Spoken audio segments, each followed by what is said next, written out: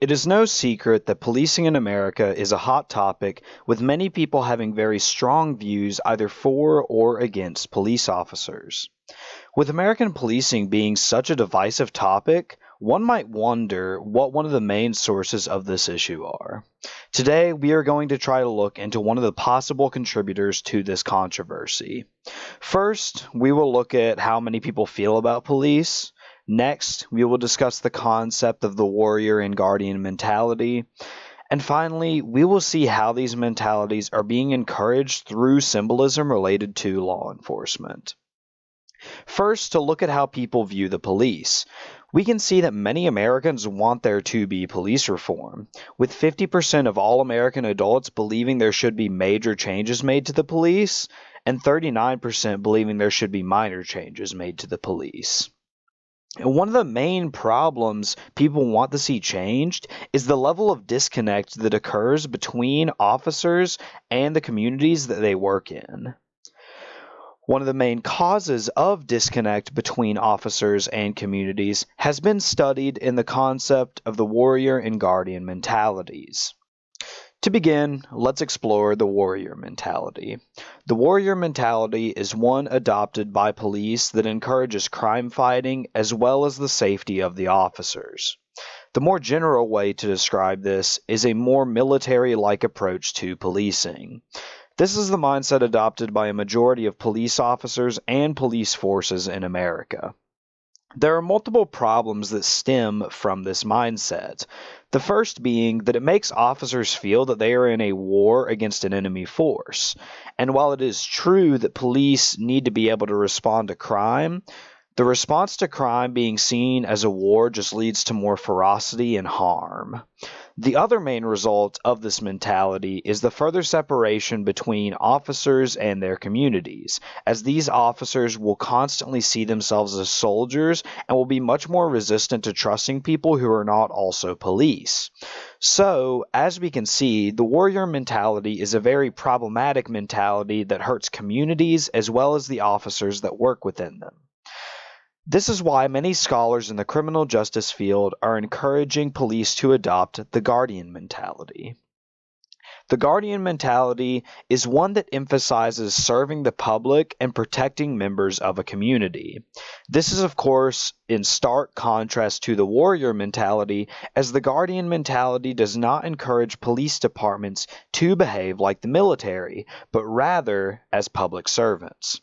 One of the benefits of this mentality is police and community relations. If an officer is behaving as a guardian rather than a warrior, then there will be more trust from the community. And this trust is not a one-way street, as there have been evidence showing that officers who work in guardian positions are much happier and feel more connected to their communities. Another major benefit of the guardian mentality is the safety of the officers. When officers are acting as guardians rather than warriors, there is far less conflict, because a guardian is someone who can de-escalate situations, while the warrior almost always leads to escalation. Now that we have looked at the warrior and guardian mentalities and have seen how the guardian is much more beneficial, we are now going to see how these mentalities are encouraged through different forms of symbolism. One of the most well-known symbols to do with law enforcement is that of the thin blue line. The thin blue line is used to assert the idea that police are the line keeping society from falling into chaos and violence. The problem with this assertion is that it reinforces the warrior mindset, as cops are made to see themselves as soldiers fighting chaos and violence. We can also see even more intense symbols of the thin blue line, such as the skull and the helmet. These two symbols convey that a battle is being fought and further encourage police to have a harmful behavior. These are symbols that encourage the warrior mentality. However, there are symbols that encourage the guardian mentality as well.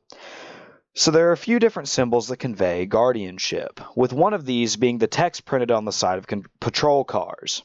The slogan, "To serve and protect," is one of that almost everyone has heard, with the slogan being meant to represent police as public servants and guardians. Now there are of course many different variations of serve and protect, however they all send the same message. Another symbol that can be seen encouraging the guardian mentality is the design of police badges. These designs are used to make the badge of an officer look like a shield, with many officers even referring to their badges as shields. The shield is a clear symbol that encourages defending rather than attacking, and this is what we also see in the guardian mentality. Today, we have explored some of the aspects of American policing. We saw how the public feels about police. We explored the warrior and guardian mentalities and how they affect public perception. And we saw how the symbolism of policing encourages these mentalities. While there may be no perfect answer for how to fix the problems with policing, we can clearly see how different mindsets and symbols affect police and those in their communities.